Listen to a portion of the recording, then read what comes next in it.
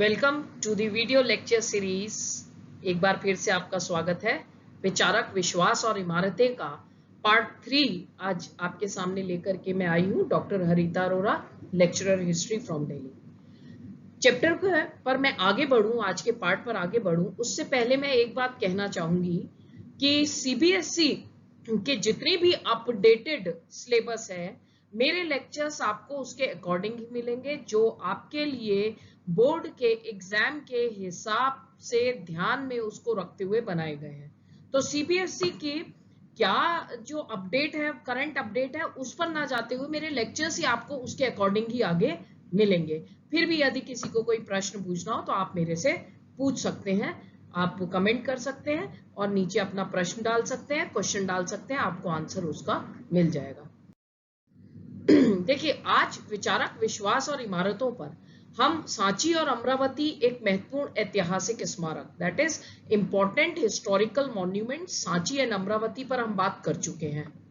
उसके अलावा हम बात कर चुके हैं नए प्रश्न, वाद विवाद और चर्चाएं पर भी हम लोग बात कर चुके हैं। सेकंड जो पार्ट इसका डाला था। आज जो हम बात करेंगे वो हम करेंगे बौद्ध धर्म और जैन धर्म, क्योंकि ये सबसे ज्यादा महत्वपूर्ण विचारक जो 64 तरह के थे उनमें सबसे प्रमुख रूप से अगर उभर के आए तो बौद्ध धर्म और जैन धर्म। और लास्ट पार्ट में यानी फोर्थ पार्ट में हम बात करेंगे नवीन धार्मिक परंपराओं को स्थापत्य और कला के माध्यम से समझना, that is to understand the religious traditions through architecture and art. तो आज की चर्चा का हमारा विषय है बौद्ध धर्म और जैन धर्म, जिसमें हम बात करेंगे जैन धर्म के उद्भव यानी ओरिजिन ऑफ जैनिज्म के बारे में हम बात करेंगे।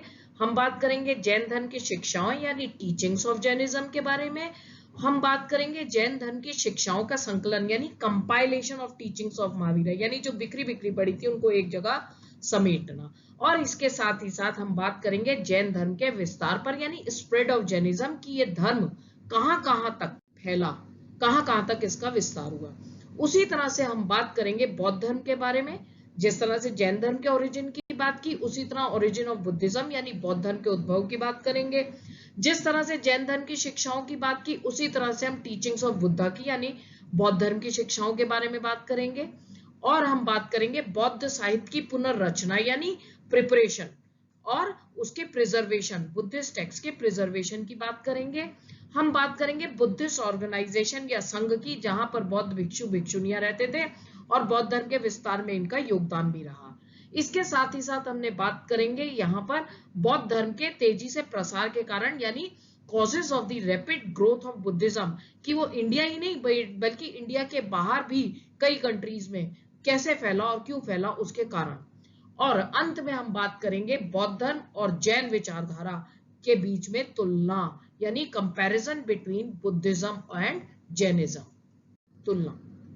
लर्निंग आउटकम जो इस चैप्टर के हमारे रहे हैं वो सब कॉमन ही है, वो है 600 बीसीई से 600 बीसीई के बीच की जो हमारी रिलीजियस प्रोसेस है उसको समझना और उसको समझने में आर्किटेक्चर और आर्ट का योगदान। तो चलिए अब हम बात करते हैं। सबसे पहले आप यहां पर देख सकते हो कि 600 बीसीई में अराउंड 64 तरह के संप्रदाय जो है उभर करके आते हैं, और उन सब में सबसे प्रमुख रूप से अगर कोई उभर के आया तो वो था बुद्धिज्म और जैनिज्म। ये दो सबसे प्रमुख रूप से उभरे थे। तो चलिए सबसे पहले हम बात करते हैं जैन धर्म के उद्भव यानी ओरिजिन ऑफ जैनिज्म पर। जैन धर्म जो है उसमें 24वें तीर्थंकर, यहां पर सबसे पहले बात आती है तीर्थंकर। तो कह दिया तीर्थंकर का मतलब क्या है। तीर्थंकर का मतलब हुआ कि वो महान व्यक्ति, महापुरुष जो आम लोगों को, महिलाओं को और पुरुषों को जीवन की नदी के पार लेकर के जाते हैं। अब जीवन की नदी का क्या मतलब हुआ, यानी जन्म और मरण के बंधन से मुक्ति का रास्ता दिखाते हैं। तो यहाँ जैन धर्म के अंदर 24वें तीर्थंकर हुए हैं महावीर। महावीर इनका जन्म जो आप यहाँ पर देख सकते हो, जूम करके भी दिखाया है, वैशाली जो आज के बिहार में पड़ता है, वैशाली के पास कुंडलग्राम नाम की जगह पर इनका जन्म हुआ था। और जो है ये पहले तीर्थंकर नहीं हुए, ये 24वें तीर्थंकर थे। इनसे पहले जो है सबसे पहले तीर्थंकर थे ऋषभदेव और 23वें तीर्थंकर हुए पार्श्वनाथ। और वर्धमान महावीर के जन्म से पहले भी जैनियों के जो सिद्धांत है वो उत्तर भारत यानी नॉर्थ इंडिया के अंदर पहले से प्रचलन में थे। यानी कि जैन धर्म के ओरिजिनेशन में अगर हम कहें तो इनका बहुत बड़ा योगदान नहीं है, लेकिन जैन धर्म को प्रोमिनेंस देने में, उसको सामने उभार करके लाने की वजह से ही वर्धमान महावीर को जैन धर्म के विकास के लिए एक जो है उनका योगदान माना जाता है। चलिए अब हम बात करते हैं जैन धर्म की शिक्षाओं पर, यानी टीचिंग्स ऑफ जैनिज्म। जैनिज्म के टीचिंग्स के अंदर एक सबसे बड़ी इंपॉर्टेंट चीज उभर करके आती है, वो क्या है? उन्होंने ये माना कि ये पूरा विश्व, द होल वर्ल्ड, यहां तक कि जिनको हम नॉन लिविंग थिंग्स कहते हैं, जैसे पत्थर है, चट्टान है, जल, इन सब में जीवन है। उनका मानना है कि हर चीज के अंदर जीवन है और जीवों के प्रति अहिंसा पर इनका इतना जबरदस्त जोर था कि जैन धर्म की अहिंसा जो है वो एक सेंट्रल पॉइंट था, यानी केंद्र बिंदु था जिसने पूरी भारतीय विचारधारा को प्रभावित किया। और कई बार इस पर बोर्ड में प्रश्न भी आता है।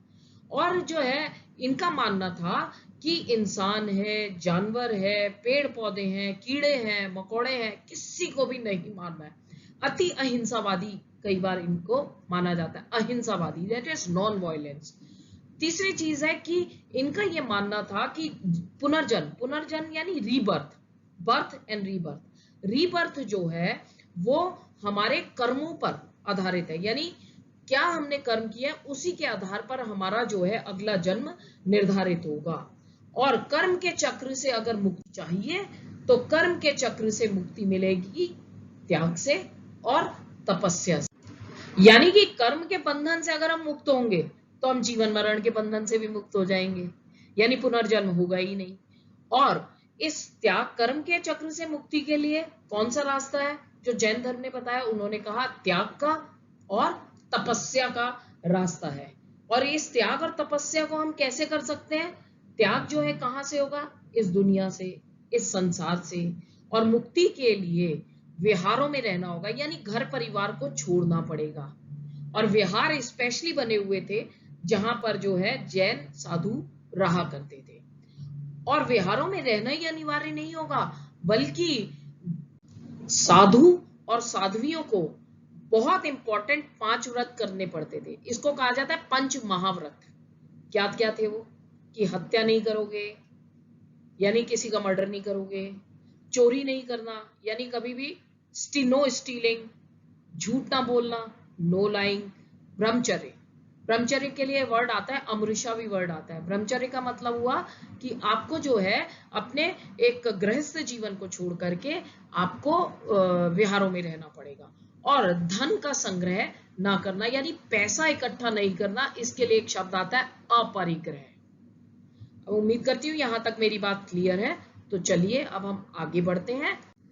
अब हम बात करेंगे महावीर की शिक्षाओं के संकलन के बारे में, क्योंकि जितने भी चाहे महावीर हुए या बुद्ध हुए, उन्होंने अपनी जो भी शिक्षाएं देनी थी वो मौखिक रूप से इन्होंने दी। और बुद्ध के उपदेश भी अगर हम देखें तो बाद में उनके मरने के बाद उनके शिष्यों ने उनको इकट्ठा किया। संकलन का मतलब होता है compilation, that is compilation of the teachings of Mahavira की अभी हम बात कर रहे हैं। और जो ये उपदेश है इनके, वो इनके शिष्यों ने आम लोगों की भाषा में, खासकर इनके जितने भी कंपाइलेशन किया गया है शिक्षाओं का, वो प्राकृत भाषा में, प्राकृत यानी आम लोगों की भाषा, संस्कृत में नहीं, क्योंकि प्राकृत भाषा आम लोगों को समझ में आती थी।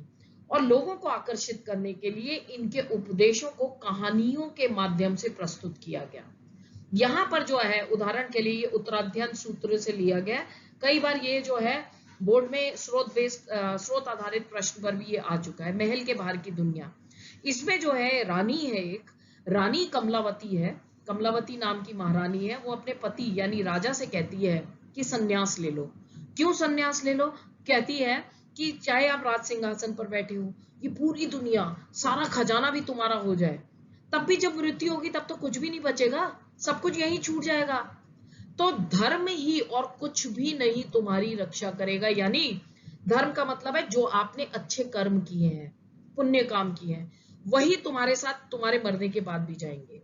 और रानी कमलावती कहती है कि मुझे ऐसा जीवन बिल्कुल भी पसंद नहीं है, ये तो ऐसा ही जीवन हो गया जैसे किसी चिड़िया को पिंजरे में आपने बंद कर दिया। तो रानी ने कहा कि मैं तो बाल बच्चे को जन्म ना दे करके यानी गृहस्थ जीवन का निर्वाह नहीं करूंगी, एक साध्वी का सा जीवन बिताऊंगी। और जिन लोगों ने भी निर्वाण को प्राप्त किया वो स्वतंत्र हो गए, वो हवा की तरह स्वच्छंद हो गए, कहीं स्वतंत्र हो गए कि कहीं पर भी भ्रमण करें, उड़ते पक्षियों जैसे हो गए। तो हे राजा, आप भी इस बड़े राज्य का परित्याग करो, यानी इसको छोड़ो, इंद्रिय सुखों से नाता तोड़ो। इंद्रिय सुखों में आपका आता है स्वाद, आता है एंटरटेनमेंट, आता है, ये सारे इंद्रिय सुख हैं, इनसे नाता तोड़ो। और जो है इतना धन और सब इकट्ठा करने की कोई जरूरत नहीं है, तपस्या करो और अपने जीवन को सुधारो। तो ये कहानी के माध्यम से उनकी शिक्षाओं को सामने प्रस्तुत करने की कोशिश की गई है। अब बात करें अगर हम जैन धर्म के विस्तार की, यानी उसके जो है किस तरह से उसका एक्सपेंशन हुआ। एक्सपेंशन जो था जैन धर्म का वो ज्यादातर भारत तक ही सीमित रहा है। ये यहाँ जो आप देख रहे हो, ये चित्र जो है ये 14th सेंचुरी के जैन ग्रंथ की पांडुलिपि से लिया गया है। पांडुलिपि यानी बिल्कुल जिनको पत्तों पर और उस पर लिखा जाता था, आज की तरह प्रिंटिंग प्रेस नहीं थी। तो इसमें अगर आप देखो तो जैन धर्म जो है उसके जैन साहित्य जो है वो प्राकृत भाषा में, संस्कृत में, तमिल में, ऐसी कई भाषाओं में जैन साहित्य को लिखा गया है। सृजन करना मतलब लिखा गया है। और इससे ये पता लगता है कि जैसे जहां जहां की लैंग्वेज में लिखा होगा, सिंपल सी बात है कि वहां जैन धर्म का विस्तार था। तो इससे ये पता लगता है कि जैन धर्म जो है भारत के किन किन हिस्सों में फैल गया। आज भी इन ग्रंथों की जो पांडुलिपियां हैं वो मंदिरों, इनके मंदिरों में जो है वहां पर जुड़ी हुई लाइब्रेरीज होती हैं, वहां पर ये आज भी प्रिजर्व्ड है, संरक्षित रखी गई हैं। ये देखिए, ये मथुरा आज की यूपी में पड़ता है, मथुरा से प्राप्त तीर्थंकर यानी जिसने जो है पुरुषों और स्त्रियों को जीवन की नदी के यानी निर्वाण की तरफ लेकर के जाना। तो जैन तीर्थंकर की ये मूर्ति मिली है मथुरा से, ये है करीबन 3rd सेंचुरी ईस्वी की है, मतलब 3री शताब्दी ईस्वी की, कॉमन एरा की है। और इस तरह के जैन तीर्थंकरों के उपासकों द्वारा बनवाई गई मूर्तियां भारतीय उपमहाद्वीप के कई हिस्सों में मिली है। तो इसका सीधा सा मतलब यही बनता है कि जहां पर भी ये मूर्तियां मिलेंगी या जहां जैन साहित्य मिलेगा वहां ये धर्म अपने एग्जिस्टेंस में होगा तभी तो ये सारी चीजें कहां पर मिलना, ये इतिहासकारों को ये पता करने में मदद करता है कि इसका विस्तार कहां तक हो चुका था। तो हमने अभी तक बात की जैन धर्म के बारे में, तो चलिए अब हम बात करते हैं बौद्ध धर्म के उद्भव यानी ओरिजिन ऑफ बुद्धिज्म के बारे में। बौद्ध धर्म एक ऐसा धर्म था या बुद्ध एक ऐसे विचारक थे जो उस समय के बेहद प्रभावशाली शिक्षक थे। और अब आप ये मैप में देखिए, ये देखिए भारत से बौद्ध धर्म कहाँ का गया, चीन गया। भारत से बौद्ध धर्म श्रीलंका तक उसका विस्तार हुआ। इस बौद्ध धर्म का विस्तार जो है कोरिया, दक्षिण कोरिया और उत्तर कोरिया दोनों की तरफ, आप मैप में देख सकते हैं लाल वाला गोला भी साथ साथ घूम रहा है। उसके साथ ही साथ इस बौद्ध धर्म का जो है वो विस्तार जापान तक हुआ, फिर वो म्यांमार तक गया, थाईलैंड है, इंडोनेशिया है। इंडोनेशिया यहाँ मैप में दिखाई नहीं दे रहा, लेकिन ये मनीला के नीचे अगर आप और जरा नीचे आए तो इंडोनेशिया वहां पर स्थित है। तो बौद्ध धर्म का विस्तार जो है बड़ी ही तेजी से अन्य देशों में भी जाकर के हुआ। बौद्ध धर्म के यदि हम ओरिजिनेशन की बात करते हैं तो बुद्ध, ये महात्मा बुद्ध की मूर्ति है जो कि गांधार आर्ट का भी एक नमूना है।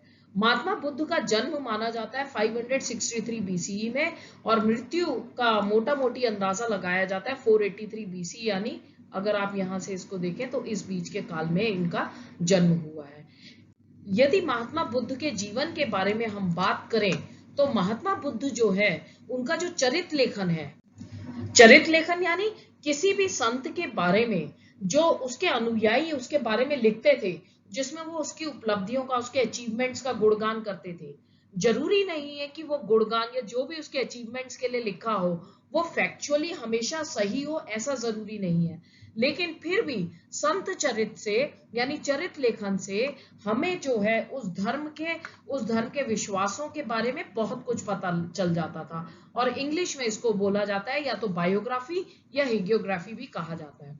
तो उनके जो चरित लेखन है वो उनके बचपन का नाम बताते हैं सिद्धार्थ। उनके पिता एक कबीले के सरदार थे, यानी वे शाक्य कबीले को बिलोंग करते थे। पिता का नाम था शुद्धोदन, माता का नाम था महामाया, पत्नी थी यशोदा और पुत्र का नाम था राहुल। और ये कहा जाता है कि जब उनका पुत्र बिल्कुल दुधमुआ बच्चा था तो उसी समय में वो रात को अपनी पत्नी और बच्चे को सोता छोड़ करके ज्ञान की तलाश में घर छोड़ करके निकल पड़े थे। तो यहाँ पर आप देख सकते हो उनके महल के बाहर जो है रथकार चन्ना द्वारा बुद्ध को घूमने ले जाना। ये चित्रण जो है ये अमरावती में जो आंध्र प्रदेश में पड़ता है, गुंटूर डिस्ट्रिक्ट में। गुंटूर डिस्ट्रिक्ट का भी आपको पहले वाले मैंने जो इस चैप्टर का फर्स्ट पार्ट था उसमें मैंने आपको अमरावती का जब जिक्र आया था तो मैंने गुंटूर डिस्ट्रिक्ट के बारे में आपको बताया था। तो यहाँ जो है अमरावती में से ये चित्रण किया गया है जो करीबन 200 ईस्वी का है। और इसमें बुद्ध को महल से बाहर जाते हुए दिखाया है, क्योंकि बुद्ध को उनके पिता ने जो है बहुत ही मतलब सारे दुखों से दूर रख के उनको महल के अंदर ही रखा था, ताकि उनके पुत्र को किसी भी तरह का जो है दुख देखने ना पाए वो। और हुआ क्या, एक दिन जब वो बड़े हुए तो एक दिन उन्हें अपने रथकार का नाम था चन्ना, और जो इतिहास कहता है जिस घोड़ा था जिस पर लेकर के गए थे चन्ना जो है घोड़ा गाड़ी जो थी, उस घोड़े का नाम कंटक माना जाता है। तो ये जो है चन्ना से उन्होंने जिद की, भाई मुझे शहर घुमा करके लाओ, काफी जिद की, चन्ना लेकर के गया। तो ये जो चित्रण है ये उसी तरह से उनके जो है महल से बाहर जाने का चित्रण इसमें किया है। जब वो बाहर गए और उन्होंने वहां पर 4 चीजें देखी जिस पर कई बार बोर्ड में प्रश्न भी आया है, और वो यात्रा उनके लिए बहुत ही दर्दनाक थी, पीड़ादायक थी, पेनफुल थी। ऐसा क्या देख लिया उन्होंने अपनी उस यात्रा में? उस यात्रा में उन्होंने देखा एक बूढ़ा आदमी। बूढ़े आदमी को देख करके उन्हें लगा, उन्होंने पूछा चन्ना से ये क्या है?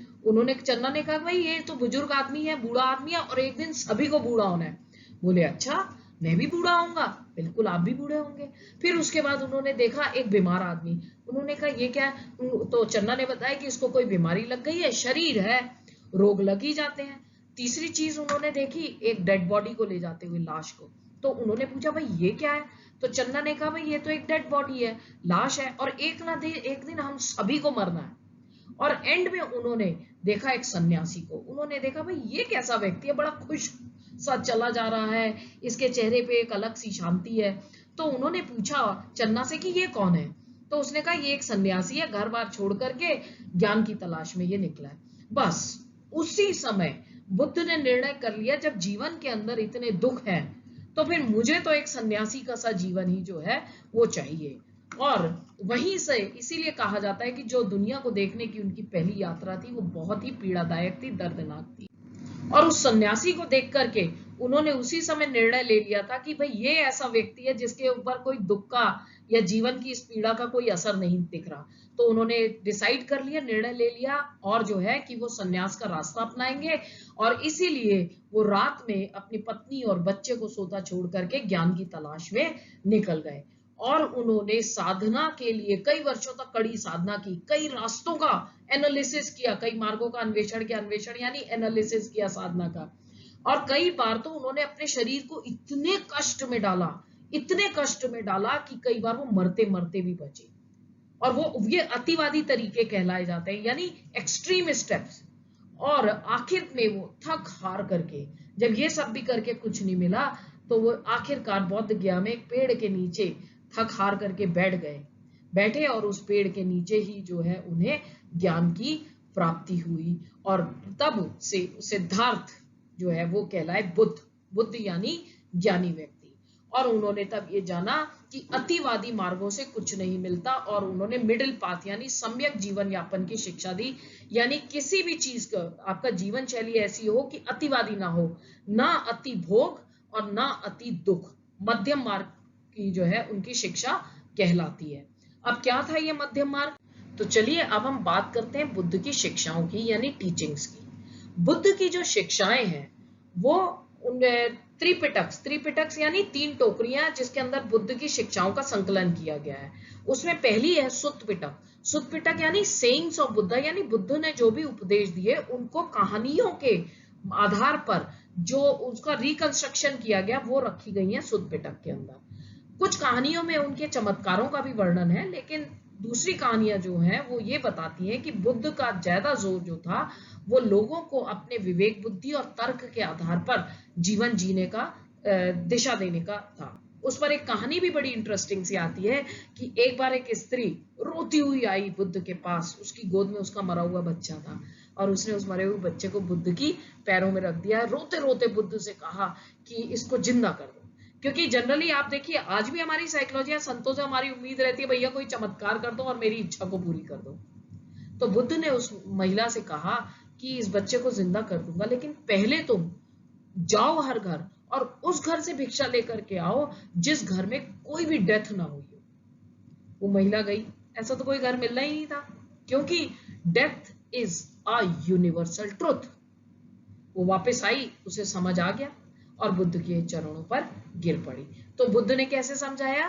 तर्क और विवेक बुद्धि के आधार पर उस महिला को, उस स्त्री को समझाया। तो यहां पर हम बात कर सकते हैं इससे रिलेटेड 4 आर्य सत्य की, यानी 4 नोबल ट्रुथ्स जो बुद्ध ने कहा।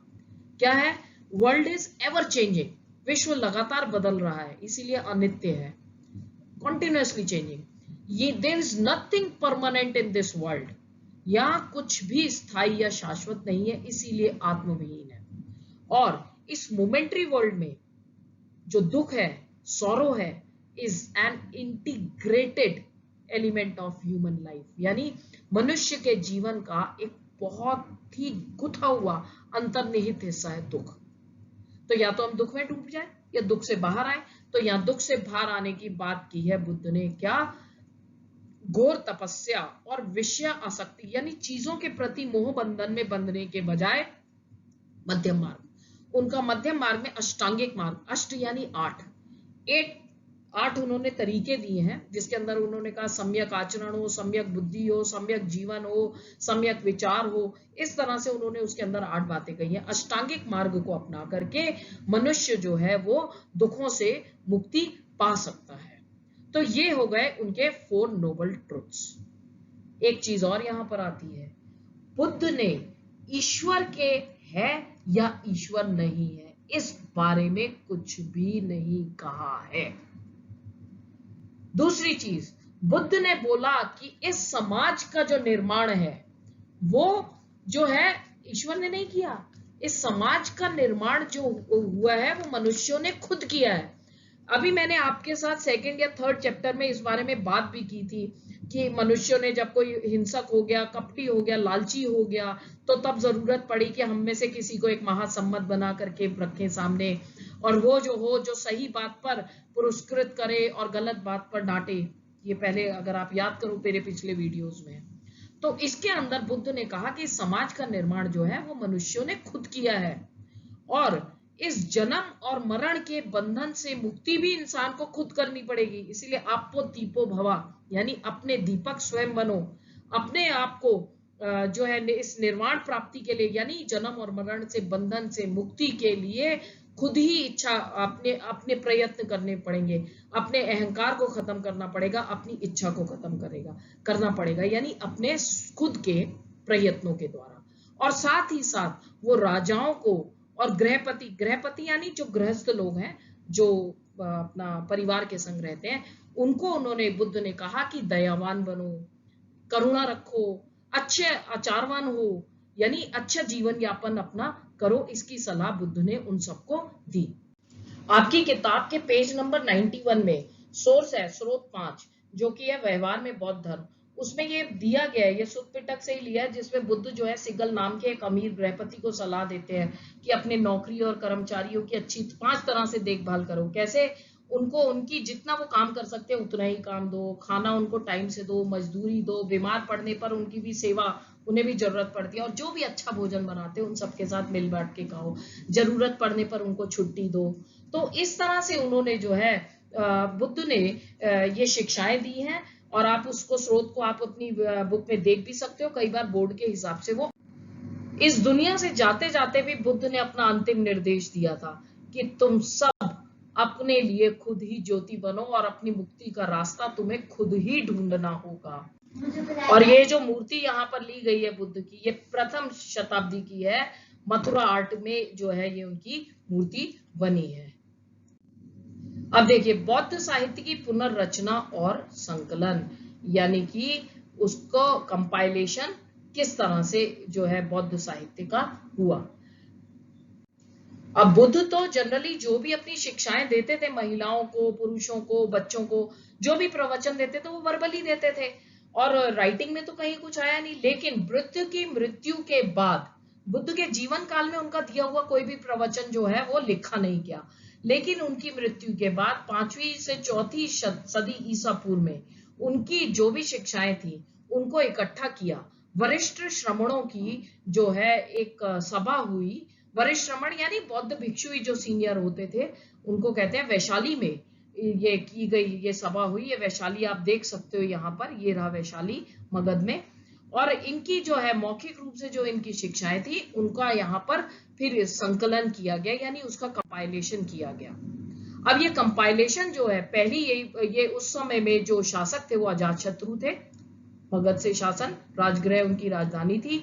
और ये जो वैशाली की ये सभा हुई है उसके चेयरपर्सन थे, चेयरमैन थे महाकश्यप 483 में। यहीं पर निकल करके आते हैं त्रिपिटक्स। त्रिपिटक्स यानी 3 टोकरियां। आज की तरह प्रिंटिंग प्रेस नहीं थी। ये 3 टोकरियां कौन कौन सी थी? ये कहलाई सुत्पिटक यानी सेइंग्स ऑफ बुद्धा, विनय पिटक जिसके अंदर बौद्ध भिक्षु और भिक्षुणियों के लिए नियम कानून रखे गए, और तीसरी आती है अभिधम्म पिटक यानी उसकी दार्शनिक व्याख्या। त्रिपिटक्स 3 टोकरियां, ये आप देख सकते हो 3 तरह से इनका कंपाइलेशन किया गया था। और ज्यादातर पुराने ग्रंथ जो भी लिखे गए हैं शुरुआती वो पाली भाषा में लिखे गए क्योंकि वो आम जनता की भाषा थी। अब देखिए सुत्पिटक के अंदर यानी सेइंग्स ऑफ बुद्धा, उसके अंदर जो कहानियों को जो दिया गया है, उपदेशों को दिया गया है, वो कहानियों के माध्यम से दिया गया है। आपकी किताब के पेज नंबर 93 में स्रोत 6 है जिसमें एक पुन्ना नाम की दासी के बारे में बताया गया है। वो पुन्ना नाम की दासी जो है वो रोज अपने मालिक के लिए सुबह सुबह सर्दियों में भी ठंडे पानी में उतरती है पानी लाने के लिए, वो क्योंकि उसे ले जाना होता है नहीं तो घर में डांट पड़ेगी। और इस सुत्पिटक के उस भाग से लिया गया जिसमें भिक्षुणियों के लिए, बौद्ध भिक्षुणियों के लिए रचित छंदों का संकलन था, यानी उसका कंपाइलेशन था। ये पुन्ना देखती है कि रोज एक ब्राह्मण भी आता है वहां पर और ठंड भी लग रही होती है तो भी घुसता है पानी में। तो पुन्ना उससे कहती है कि भाई मेरी तो मजबूरी है, सुबह सुबह ठंड में भी पानी लेने के लिए आना पड़ेगा, क्योंकि अगर मैं पानी नहीं लेके आई तो घर की स्त्रियां मुझे डांट लगाएंगी क्योंकि मैं उनकी सेवा के लिए नियुक्त हुई हूँ। तुमको ब्राह्मण किस बात का डर है, क्यों इतने ठंडे पानी में सुबह सुबह उतरते हो? तो ब्राह्मण कहता है कि मैं तो बुराई को रोकने के लिए अच्छाई कर रहा हूँ। बूढ़ा या बच्चा जिसने भी कुछ बुरा किया हो वो इस पानी में नहाने से मुक्त हो जाता है। तो पुन्ना बोलती है भाई ये किसने कह दिया, ऐसे तो सारे कछुए हैं, मेंढक हैं, ये तो सारे स्वर्ग चले जाएंगे, मगरमच्छ सांप सब स्वर्ग चले जाएंगे, ये कौन सा डर है जो तुमको खींचता है? अब देखिए ये कहने को तो एक कहानी है, लेकिन इससे हमें पता लगता है कि बुद्ध की शिक्षा क्या थी। बुद्ध की शिक्षा थी कि कर्मकांड और अंधविश्वासों के वो खिलाफ थे। जीवन को अच्छी तरह से, अच्छे आचरण से, सदाचार से जीवन पर वो विश्वास रखते थे। उसी तरह से ये विनय पिटक दूसरी वाली हो गई आपकी। इसमें बौद्ध भिक्षुओं के से संबंधित जो है नियम कानून इसके अंदर दिए गए हैं। आपकी किताब के पेज नंबर 97 में भिक्षुओं और भिक्षुणियों के लिए नियम एक सोर्स दिया गया, स्रोत 7, उससे भी कई बार प्रश्न आता है, जिसके अंदर जो है नियम कानून दिए गए हैं कि जैसे कोई भिक्षु अगर एक कंबल बनाएगा या गलीचा बनाएगा तो उसे कम से कम 6 साल तक इसका उपयोग करना पड़ेगा। अगर 6 साल से कम में वो बिना परमिशन लिए नया कंबल या गलीचा बनवाता है तो, और पुराना चाहे उसने अपना पुराना वाला कंबल या गलीचा छोड़ भी दिया हो तो भी नया कंबल या गलीचा ले लिया जाएगा और उसे अपना अपराध स्वीकार करना पड़ेगा। या अगर वो दान मांगने जाता है और किसी गृहस्थ के घर जाता है और उससे जो भी पके अनाज का भोजन दे दिया तो वो अपनी इच्छा से भूख लगी है तो 2 या 3 कटोरा ही स्वीकार कर सकता है, उससे ज्यादा नहीं। उससे ज्यादा किया तो उसका अपराध होगा, और जो है और अगर ज्यादा मिला तो बाकी सबके संग मिल बांट करके खाएगा। अगर कोई अब किसी विहार में ठहरा है और जाने से पहले उसने जो भी वहां सोने के लिए अपना बिस्तरा बिछाया, अगर उसे समेटता नहीं या नहीं समेटवाता है और बिना विदाई लिए चला जाता है, तो भी वो अपराधी होगा। तो ये बातें क्यों कही गई है उनके लिए? क्योंकि ये सम्यक जीवन से संबंधित है। सम्यक यानी एक मिडिल पाथ अपना करके, एक जीवन के अंदर नियम कानून लेकर के, ना अतिवादी, ना खाने की तरफ, ना किसी अन्य चीज की तरफ, एक जीवन यापन ठीक से हो, उसके लिए ये नियम कानून उसमें दिए गए थे। फिर आता है अभिधम्म पिटक। अभिधम्म पिटक के अंदर जो दार्शनिक व्याख्या की गई थी बुद्ध के कहे हुए की, वो सारी उसके अंदर आती है। देखा जाए तो इन तीनों ही के अंदर, ग्रंथों के अंदर जो कुछ भी है, वो सब कुछ, कई सारे ग्रंथ उसके अंदर होते थे। और इन पर बाद के युगों में इन पर कुछ टिप्पणियां, टीकाएं भी लिखी गई। और शुरुआत में तो ज्यादातर ग्रंथ पाली में थे, लेकिन आगे चल करके कई ग्रंथ संस्कृत भाषा में भी लिखे गए हैं। और जिस समय में बौद्ध धर्म, श्रीलंका, ये रहा श्रीलंका, आप देख सकते हो इधर, ये श्रीलंका, ये दिखाया, ये श्रीलंका, बौद्ध धर्म श्रीलंका पहुंचा। हम सभी जानते हैं कि अशोक ने अपने बेटे और पुत्री को, महेंद्र और संघमित्रा को, श्रीलंका जो है बौद्ध धर्म के प्रचार प्रसार के लिए भी भेजा था। तो श्रीलंका में भी जो है कुछ बौद्ध धर्म से संबंधित दीपवंश, दीपवंश यानी द्वीप का इतिहास, श्रीलंका द्वीप है, सब तरफ से पानी से घिरा हुआ है। और महावंश, महावंश यानी महान इतिहास, जिसमें खासकर उस क्षेत्र विशेष यानी श्रीलंका का बौद्ध इतिहास लिखा गया है, उसकी रचना यहाँ पर हुई। वो भी हमारे लिए इतिहास का एक महत्वपूर्ण स्रोत है।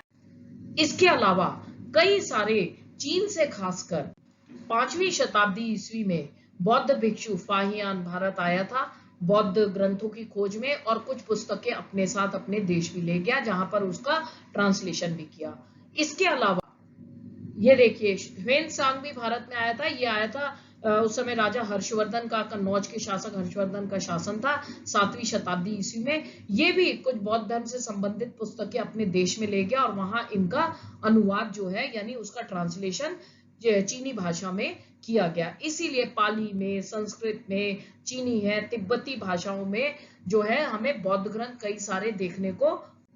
ये चित्र जो आप यहाँ पर देख रहे हो, ये एक संस्कृत में लिखी बौद्ध पांडुलिपि है, 12th सेंचुरी की है। और ये बौद्ध पांडुलिपियां कई सदियों तक एशिया के अलग अलग इलाकों में बौद्ध विहारों में प्रिजर्व्ड है, संरक्षित है। जैसा कि मैंने अभी भी बोला, कई भाषाओं में, पाली है, संस्कृत है, चीनी है, तिब्बती भाषाओं से आज की डेट में आधुनिक अनुवाद भी इसके तैयार किए गए हैं बौद्ध ग्रंथों के। ये देखिए, अब हम बात करते हैं बौद्ध संघ की। ये जो है, जब बुद्ध के शिष्यों का दल तैयार हो गया, तो इन बुद्ध के शिष्यों ने संघ की स्थापना की, यानी वो स्थान जहां पर जो है बौद्ध भिक्षु भिक्षुणियां रहा करते थे। भिक्षुणियां अलग रहती थी, भिक्षु अलग रहते थे। अब संघ के जितने भी ये भिक्षु थे, ये भिक्षु जो है बौद्ध धर्म के शिक्षक भी बन गए, यानी जगह जगह जा करके इन्होंने बौद्ध धर्म का प्रचार प्रसार भी किया। इनका जीवन यापन कैसा होता था? ये भिक्षु जीवन यापन के लिए, अपनी जिंदगी चलाने के लिए केवल दान पर निर्भर करते थे। और अगर दिन में एक बार उपासक से भोजन जो है दान प्राप्त करने के लिए कटोरा रखा, और क्योंकि ये दान से ही चलाते थे अपना जीवन, इसीलिए इन्हें भिक्खु कहा गया, या भिक्खु पाली में और संस्कृत में भिक्षु, और महिलाओं को भिक्खुनियां कहा गया। शुरू में तो पुरुष ही थे, पुरुषों को ही आज्ञा दी गई थी। बाद में महिलाओं को भी संघ में आने की अनुमति मिली। कैसे मिली? जब जो है आनंद, जो कि बुद्ध के एक परम बहुत ही क्लोज उनके शिष्य थे, आनंद ने, क्योंकि उनकी महाप्रजापति गौतमी बुद्ध की फोस्टर मदर थी, यानी उन्होंने, जिन्होंने उनको पाला पोसा था, हिंदी में बोले तो उपमाता। तो आनंद ने कहा कि भाई वो भी बनना चाहती है, तो बड़ी मुश्किल से जो है अनुमति मिली, और पहली भिक्खुनी बनती है बुद्ध की फोस्टर मदर महाप्रजापति गौतमी, और इस तरह से महिलाएं भी संघ में आ गई। कई भिक्खुनियां भी आगे चल करके थेरी बनी, थेरा और थेरी मतलब ऐसी महिलाएं जिन्होंने निर्वाण प्राप्त कर लिया। निर्वाण प्राप्त कर लिया मतलब जिनको ज्ञान की प्राप्ति हो गई और वो जन्म मरण के बंधन से मुक्त हो गई। और जो है आप देखिए कि क्योंकि बुद्ध ने सभी लोगों के साथ समान व्यवहार किया, इसीलिए बौद्ध धर्म के अंदर अलग अलग सामाजिक वर्ग से लोग आए। राजा हैं, अमीर हैं, गृहपति, कर्मकार, दास, शिल्पी, सभी लोग संघ के सदस्य बने। लेकिन संघ के सदस्य बनने में ये फर्क नहीं पड़ता कि आप राजमहल से आए हो या आप गरीब की कुटिया से आए हो। जब आप संघ में आ गए तो आपको अपनी पुरानी पहचान छोड़नी पड़ेगी और संघ के अंदर सब लोग एक बराबर होंगे। संघ चलते कैसे थे? संघ की संचालन पद्धति गणों और संघों की परंपरा पर आधारित थी। 16 महाजनपद में हमने पढ़ा था गणों और संघ, क्योंकि शाक्य गण से आए, गण यानी रिपब्लिक, आज जिसको हम रिपब्लिकन फॉर्म ऑफ गवर्नमेंट कहते हैं, यानी जिसका जो मुखिया होता है, हेड होता है, वो जनता के द्वारा चुना होता है। तो बुद्ध खुद शाक्य क्लैन से आए थे, जो कि रिपब्लिकन क्लैन था। तो गणों और संघों की परंपरा को यहाँ बौद्ध जो है संघ के अंदर जो बने थे उसके अंदर भी उसको बनाए रखा गया। मतलब कोई भी चीज हो, किसी चीज पर डिसीजन लेना और निर्णय लेना हो तो लोग पहले तो बातचीत के द्वारा एक रास्ता निकालने की कोशिश करते थे। अगर बातचीत से ये नहीं हो पाता था तो वोटिंग के द्वारा यानी मतदान के द्वारा इसका निर्णय लिया गया। और ये संघ यानी जो बुद्धिस्ट कम्यून्स बने, जो बुद्धिस्ट मोनेस्ट्रीज थी, उसके अंदर इस तरह की प्रजातांत्रिक प्रणाली को निर्णय लेने के लिए अपनाया जाता था। अब हम बात करेंगे कि ऐसी क्या रीजन था कि बौद्ध धर्म जो है उसका एक्सपेंशन बहुत तेजी से हुआ, जबकि जैन धर्म का एक्सपेंशन इतनी तेजी से नहीं हुआ। बौद्ध धर्म का एक्सपेंशन यानी विस्तार, प्रसार इतनी तेजी से हुआ कि वो भारत ही नहीं बल्कि भारत के बाहर भी फैला। तो उसके अंदर सबसे पहला कारण आता है कि जो लोग थे उस समय में, वो उस समय की जो कंटेम्प्रेरी रिलीजियस प्रैक्टिसेस थी, यानी समकालीन धार्मिक प्रथाएं थी, कर्मकांड बहुत था, पशु बलि बहुत थी, ऊंच नीच का भेदभाव बहुत था। तो उन चीजों से लोग ना बड़े डिससेटिस्फाइड थे, असंतुष्ट थे और चाहते थे कि कोई जल्दी से जो है चेंजेस आए। तो लोगों के अंदर जो प्रश्न उठ रहे थे, यानी जो सामाजिक बदलाव तेजी से हो रहे थे, वो बौद्ध धर्म ने उन चीजों को एड्रेस किया। दूसरी चीज कि बौद्ध धर्म में जो है उन्होंने जन्म की श्रेष्ठता, यानी जाति अगर श्रेष्ठ है या ब्राह्मण है, ऊंची जाति का है, तब ना, जन्म के आधार पर श्रेष्ठता नहीं, बल्कि आपका आचरण कैसा है, यानी करेक्टर कैसा है, आपके जीवन मूल्य कैसे हैं, उस पर उन्होंने बल दिया। यानी हर व्यक्ति को, चाहे वो समाज के ऊंचे वर्ग से आता हो या नीचे वर्ग से आता हो, उसे धर्म के अंदर, बौद्ध धर्म के अंदर उसका हिस्सा बनने की अनुमति मिली। तीसरी चीज थी कि बौद्ध धर्म के अंदर मित्रता यानी दोस्ती और करुणा यानी कंपैशन, किसी को देख करके दुखी होना, उसकी मदद करने का दिल करना, ये सब कहलाता है करुणा। उस पर इन्होंने बल दिया। खासकर जो लोग थोड़े कमजोर वर्ग से आते हैं तो उनके प्रति मित्रता और कंपैशन, यानी उनके लिए हेल्प कर सके, इस तरह के भाव रखने पर बौद्ध धर्म के अंदर जोर दिया गया। उसके अलावा एक और बड़ा रीजन था कि बौद्ध धर्म में महिलाओं को भी उसका हिस्सा बनने की अनुमति मिली, क्योंकि वो भी बौद्ध धर्म के प्रति आकर्षित हुई। भाई महिलाओं के अंदर भी तो इच्छा हो सकती है जन्म मरण के बंधन से मुक्ति की। तो ये कारण थे, ये खासकर ये 4 प्रमुख कारण जिसकी वजह से बौद्ध धर्म बहुत तेजी से फैला। अब हम बात करते हैं कंपैरिजन बिटवीन बुद्धिज्म और जैनिज्म। कंपैरिजन यानी तुलना। तुलना के अंदर एक बात याद रखिए, जब भी हम तुलना करते हैं या कंपैरिजन आता है तो कंपैरिजन का मतलब केवल डिफरेंसेस नहीं होता, समानता भी होती है। तो बौद्ध धर्म और जैन धर्म के अंदर अगर पहली समानता आती है तो वो ये थी कि दोनों ही शासक वर्ग से, यानी रूलिंग क्लास को दोनों बिलोंग करते थे। दूसरी बात, दोनों ने ही जाति और वर्ग के आधार पर भेद नहीं किया और सभी को एक बराबर माना। यानी कोई किसी भी समाज के किसी भी वर्ग से आता हो, दोनों ने उस व्यक्ति को, अगर उसके अंदर ज्ञान की इच्छा है तो दोनों ने उसको अपने यहाँ उसका हिस्सा बनने की अनुमति दी। तीसरी बात जो दोनों में कॉमन थी वो थी दोनों ने ही आम लोगों की भाषा में, संस्कृत में नहीं, आम लोगों की भाषा में। क्या थी आम लोगों की भाषा? पाली प्राकृत। उसमें इन्होंने लोगों को शिक्षाएं दी। और चौथी बात, दोनों ने ही जो है अहिंसा पर यानी नॉन वायलेंस पर जोर दिया और कर्म कांडों का विरोध किया। जैसे अभी मैंने पुन्ना की बात बताई थी, हे ब्राह्मण इतनी ठंड में क्यों घुसते हो, तो कर्म कांडों का दोनों ने ही विरोध किया। इसके अलावा दोनों धर्मों ने ईश्वर के अस्तित्व के बारे में कि ईश्वर है या ईश्वर नहीं है, यानी भगवान है या नहीं है, उसकी गॉड की एग्जिस्टेंस के बारे में दोनों ने ही कुछ नहीं कहा।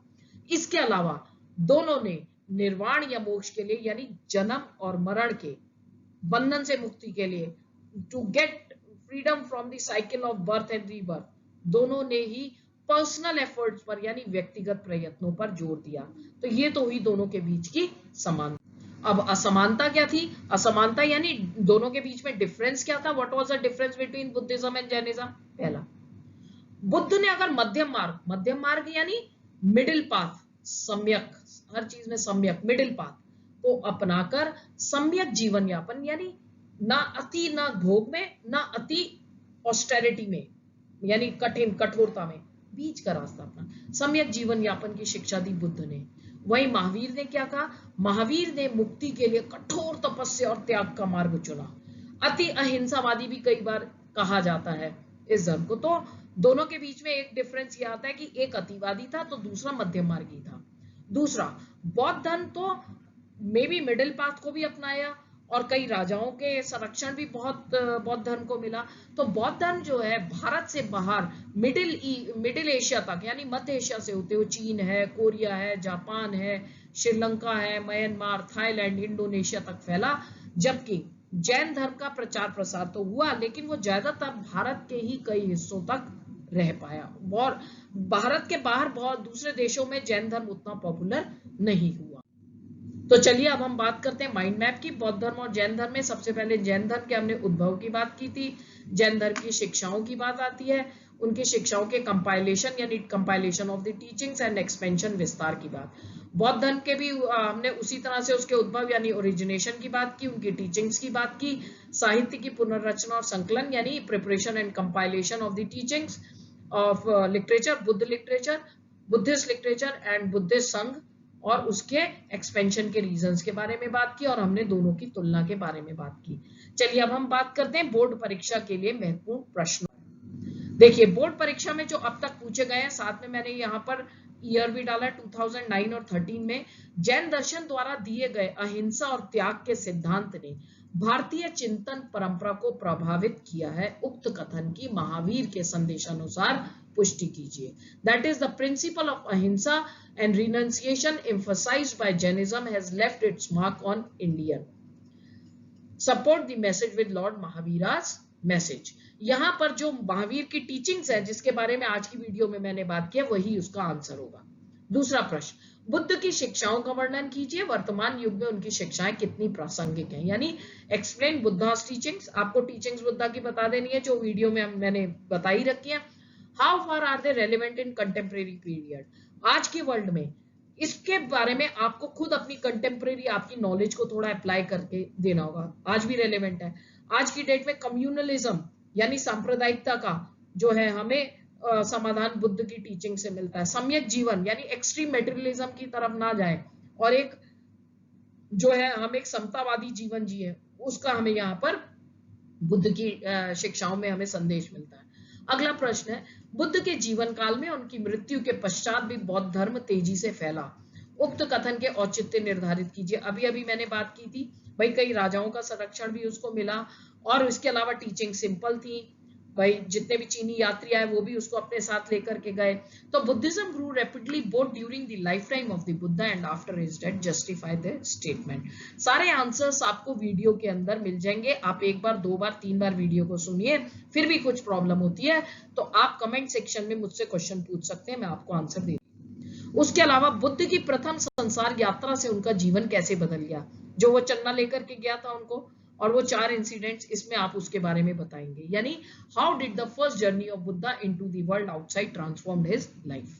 फिर उसके अलावा प्रारंभिक बौद्ध मत में निर्वाण प्राप्त करने के लिए व्यक्तिगत प्रयास को विशेष महत्व दिया गया है। उक्त कथन की पुष्टि कीजिए।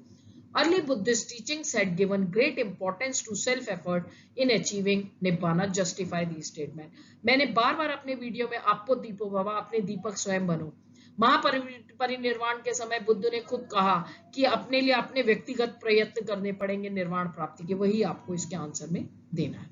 और एक और प्रश्न 2014 में पूछा गया कि बुद्ध ने अच्छे आचरण और मूल्यों को महत्व दिया। इस कथन पर प्रकाश डालते हुए जीवन पर उनकी शिक्षाओं को स्पष्ट कीजिए। यानी Buddha laid stress on right conduct and values in the light of the message, explain his teachings on life. तो बुद्ध की शिक्षाएं ही यहाँ पर आपको मेनली इस आंसर में भी देनी है। और ये प्रश्न अक्सर बहुत बार बोर्ड में आते रहे हैं उनकी शिक्षाओं पर, चाहे जैन धर्म की शिक्षाएं चाहे बौद्ध धर्म की शिक्षाएं। तो आज हमने बात की जैन धर्म बौद्ध धर्म के उद्भव पर, हमने बात की जैन धर्म और बौद्ध धर्म की शिक्षाओं पर, इन धर्मों के साहित्य की पुनर्रचना और संकलन पर, दोनों के विस्तार पर और दोनों की विचारधारा में तुलना पर।